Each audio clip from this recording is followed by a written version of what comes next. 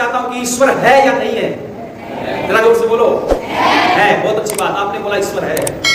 तो अब मैं वो सवाल आपके बीच में रख रहा हूं जो नास्तिक समाज में आपके सामने उठाते होंगे, और हमने इस संवाद को समझना है, जानना है और ठीक तरीके से सुन करके लोगों के बीच में जाकर के इसका प्रसार करना है।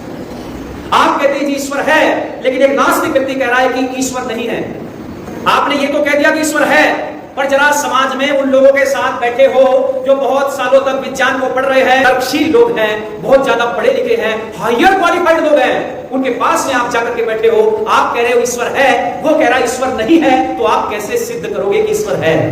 ये कह रही है कि इस सृष्टि को देख करके अनुमान लगेगा कि ईश्वर बोलो है, लेकिन वो नास्तिक झट से कहता है कि ये सृष्टि ईश्वर ने नहीं बनाई।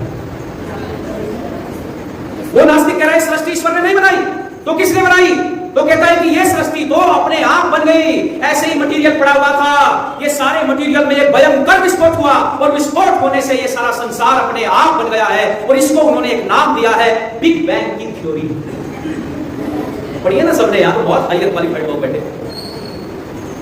बिग बैंग की थ्योरी मैंने विज्ञान कहता है, साइंस कहता है कि बिग बैंग का सिद्धांत क्या है? वो सिद्धांत ये है कि मटेरियल पड़ा हुआ था सामान्य, बस विस्फोट हुआ, विस्फोट होकर के दुनिया बोलो।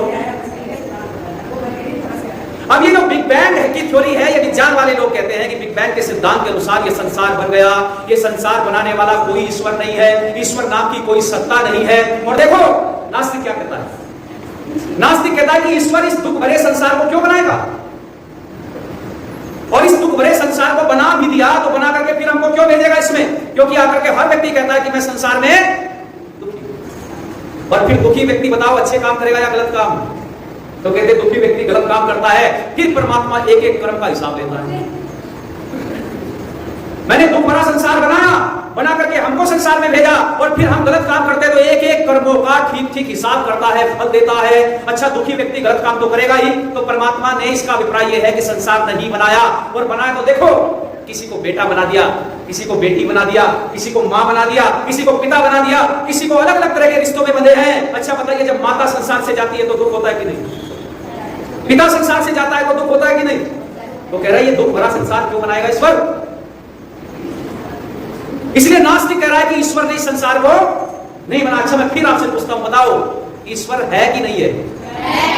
फिर भी आप लोग कहते हैं कि ईश्वर है। अच्छा जो नास्तिक लोग सवाल करते हैं कि ये संसार अपने आप बन गया, यूं ही बन गया, ईश्वर बनाने वाला नहीं है, ईश्वर नाम की कोई सत्ता नहीं है, तो एक दिन एक आस्तिक व्यक्ति का और नास्तिक का आपस में संवाद चला। घर से 4 किलोमीटर की दूरी पर एक कबाड़ी की दुकान थी, और उसमें रात में भयंकर विस्फोट हुआ। हमने जब जाकर के देखा तो उस कबाड़ी की दुकान के सामने एक विमान खड़ा हुआ था, बहुत सुंदर विमान।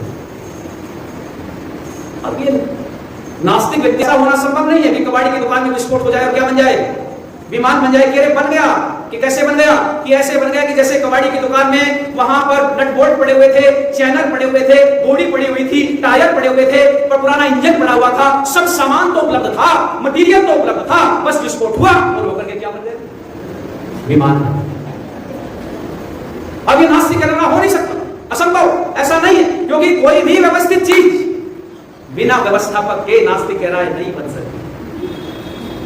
अब ये आस्तिक कह रहा है क्यों नहीं बन सकती? बन सकती है। कि कैसे बन सकती है? कि ऐसी बन सकती है जैसे सृष्टि बन गई।